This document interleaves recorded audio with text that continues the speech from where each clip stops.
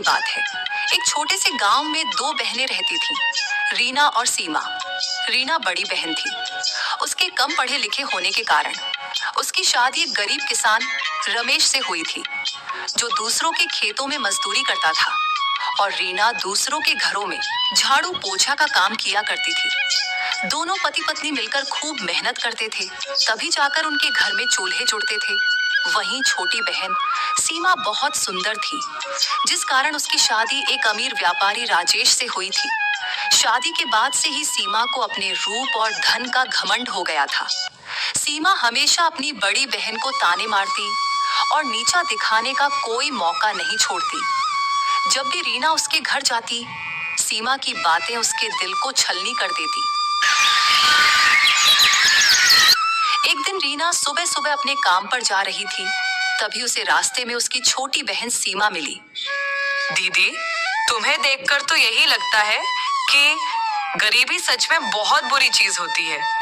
तुम्हारे हाथ तो देखो, कितने कठोर हो गए हैं दूसरों के घरों में काम करते करते, और ये कपड़े लगता है बरसों से बदले ही नहीं। सीमा, हम गरीब हैं लेकिन मेहनत से कमाते हैं। भगवान ने हमें जो दिया है उसमें खुश रहते हैं। हाँ हाँ, खुश तो दिख ही रही हो, लेकिन क्या करूं, मुझे तो आदत नहीं कि मैं तुम्हारे जैसे गरीबों से ज्यादा बातें करूं। वैसे भी मैं और राजेश जी तो शहर के बड़े लोगों के साथ उठते बैठते हैं। तुम्हारी तरह धूल मिट्टी में सने लोग हमारे घर आते भी नहीं। रीना की आंखों में आंसू आ जाते हैं, लेकिन वह कुछ नहीं बोलती। वह जानती है कि सीमा अब बदल चुकी है। वह चुपचाप वहां से अपने काम पर चली जाती है। समय बीतता गया। एक दिन रीना के पति रमेश की तबीयत अचानक बहुत खराब हो गई। कई दिनों तक इलाज कराने के बाद घर की सारी जमा पूंजी खत्म हो गई।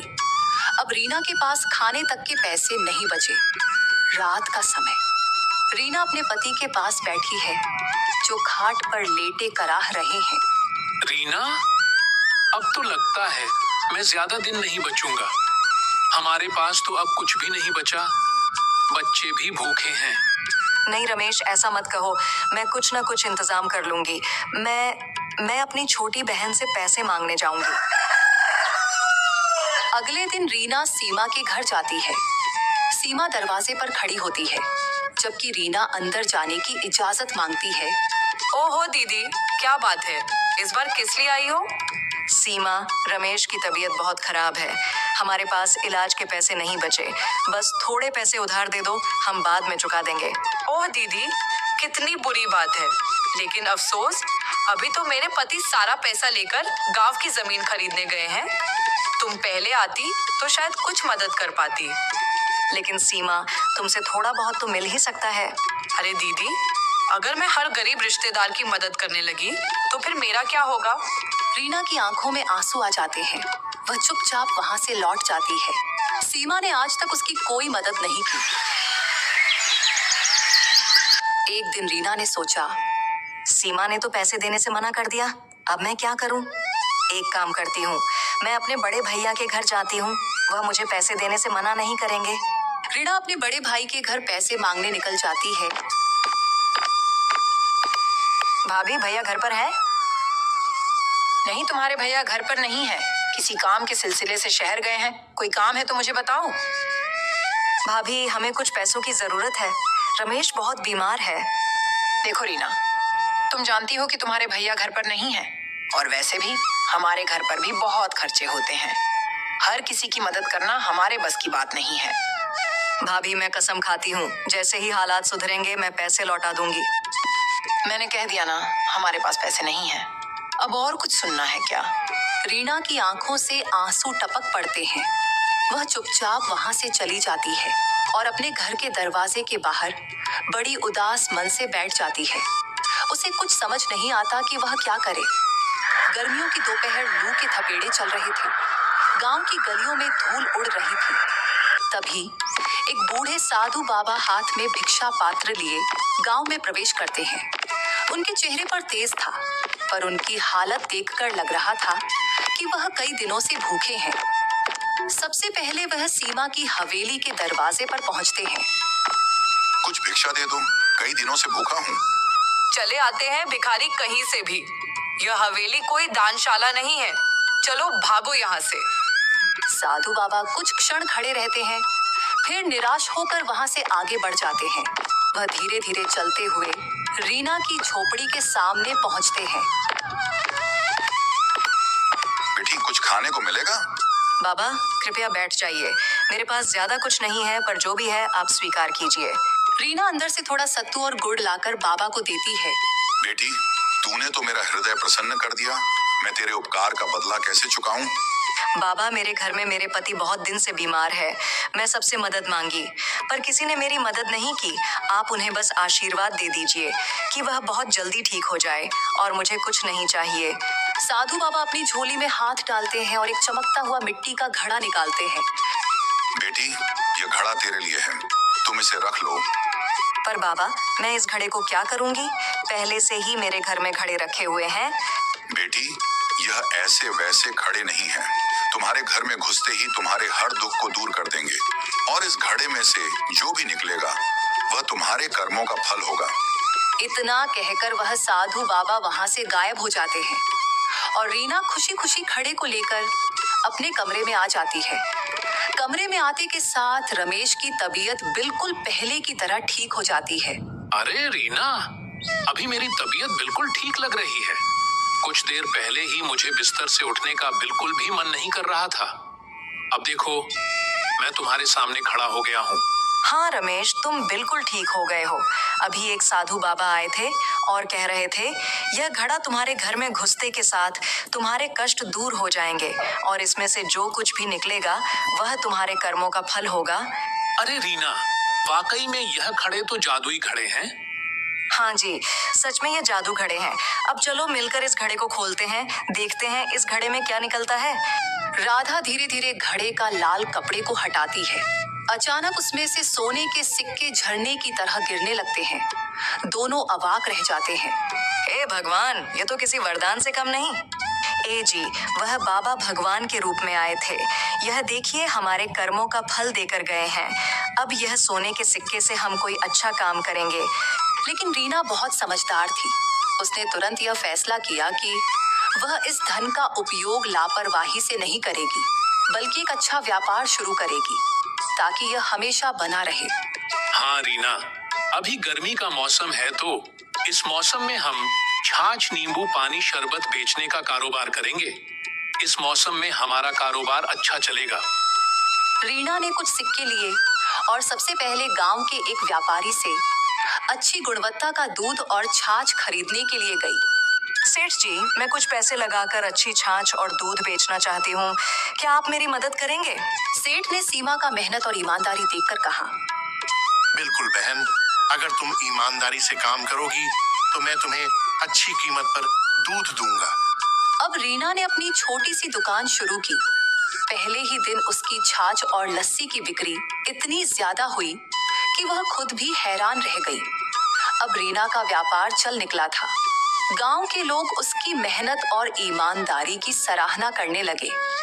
लेकिन जब यह खबर उसकी छोटी बहन सीमा तक पहुंची तो वह जल भुन गई। कल तो यह मुझसे पैसे की भीख मांगने आई थी, आज अचानक इतना पैसा इसके पास कैसे आ गया जो यह लस्सी का व्यापार शुरू कर दी, और उसका पति रमेश भी ठीक हो गया। मुझे इसका पता लगाना ही होगा। सीमा परेशान होकर अपने कमरे में इधर उधर टहल रही थी। फिर वह तुरंत चुपके से रीना के घर के दरवाजे के बाहर खड़ी हो जाती है और उन लोगों की सारी बात सुनने लगती है। ए जी, आज हमारा पहला दिन ही बहुत अच्छी कमाई हुई। यह सब उस साधु बाबा की वजह से हो रहा है। अगर वह साधु बाबा मुझे जादुई घड़ा नहीं देते तो आज हम लोग इस मुकाम तक नहीं होते। हाँ रीना, उस साधु बाबा का एहसान मैं जिंदगी भर नहीं भूलूंगा। आज इसी घड़ा की वजह से मुझे नई जिंदगी मिली है, वरना मैं बहुत दिनों से बीमार था, फिर भी ठीक नहीं हो रहा था। वह साधु बाबा भगवान से कम नहीं है। अच्छा, तो इसका मतलब ये लोग के पास एक साधु बाबा ने जादुई घड़ा देकर गए हैं। एक काम करती हूँ, अभी मैं ये ठहरती हूँ। ये लोग के सो जाने के बाद मैं इस घड़े को चुरा कर ले जाऊंगी। फिर सीमा ने रमेश और रीना के सो जाने का इंतजार करती है। वे लोग जैसे ही सो जाते हैं वह तुरंत घर के अंदर जाती है और घड़े को जैसे ही हाथ लगाती है वह घड़ा उड़कर दीवार में चिपक जाता है और उसमें से एक गंभीर आवाज आती है, ए मूर्ख लालची घमंडी औरत, धन का घमंड करने वाला सदा दुखी रहता है। सच्ची अमीरी ईमानदारी और मेहनत में होती है। अगर तूने अपनी बुरी सोच नहीं बदली तो यह घमंड तुझे बर्बाद कर देगा। ये सुनते ही सीमा के हाथ पैर कांपने लगे और वह तुरंत ही घड़े को छोड़कर वहां से भाग गई और यह बात उसने किसी को नहीं बताई। अगले दिन सीमा ने अपने खास नौकर रामलाल को बुलाया।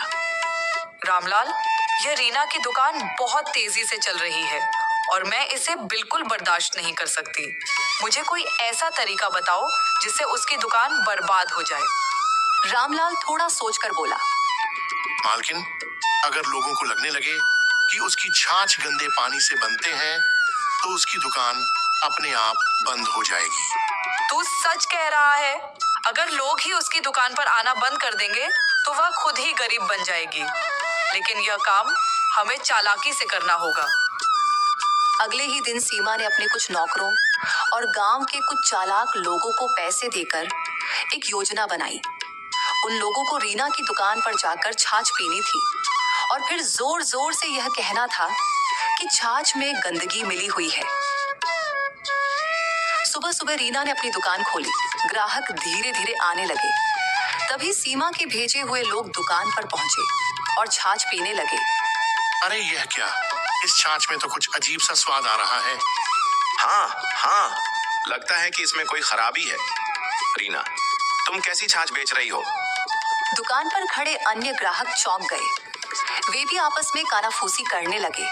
तभी एक और आदमी बोला, अरे भाई, मैंने सुना था कि रीना के यहाँ की छाछ अच्छी होती है, लेकिन ये तो कुछ गड़बड़ लग रही है। भाइयों, मेरी छाछ में कोई खराबी नहीं है। अगर किसी को यकीन न हो तो मैं अभी और छाछ निकाल कर पिलाती हूँ।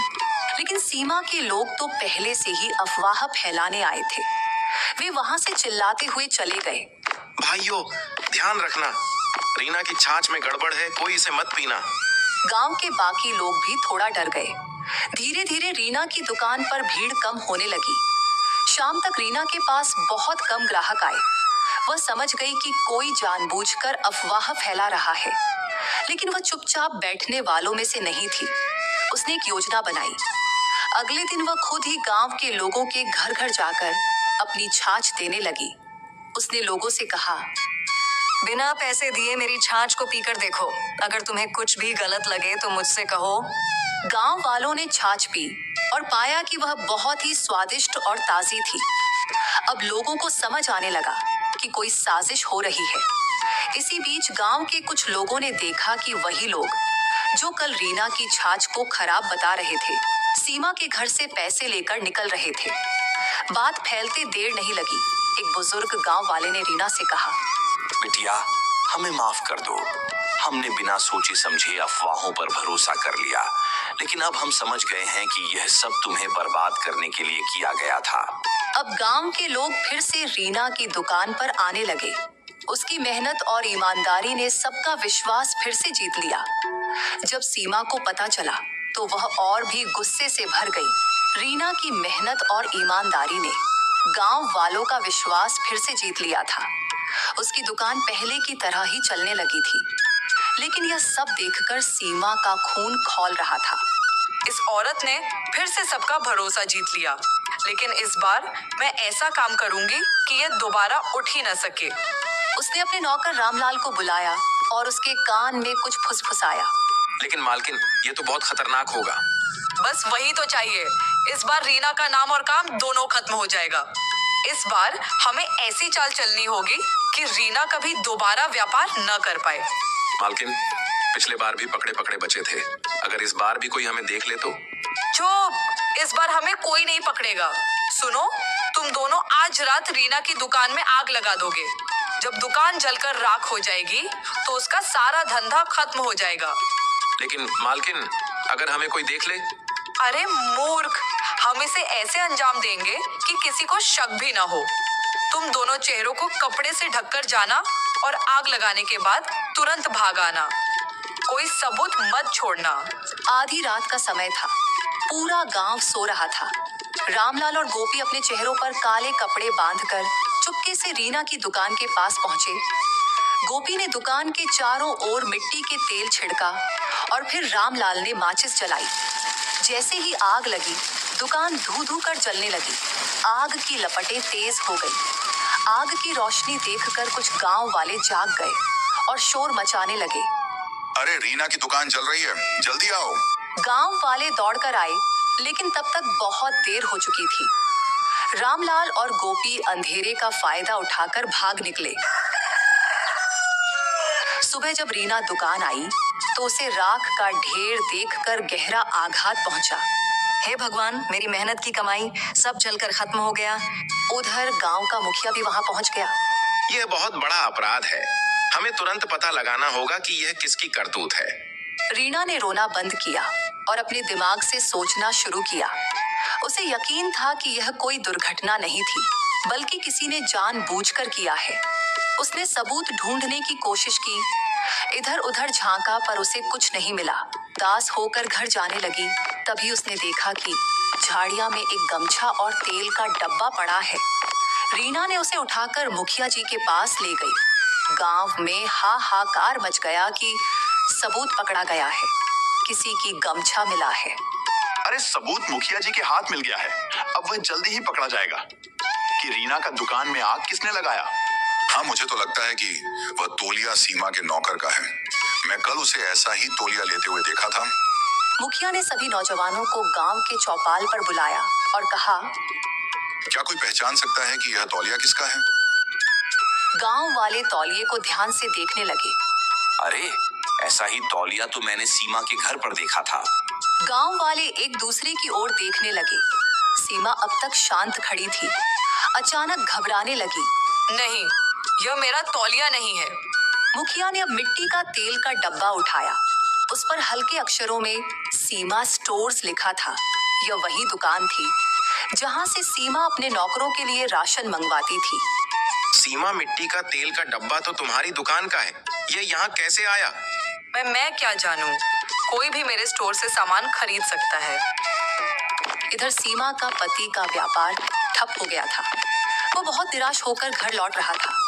वह यह सब चीज से बिल्कुल ही अनजान था कि सीमा क्या कर रही है। वह आते वक्त देखा कि चौपाल पर भीड़ लगी है।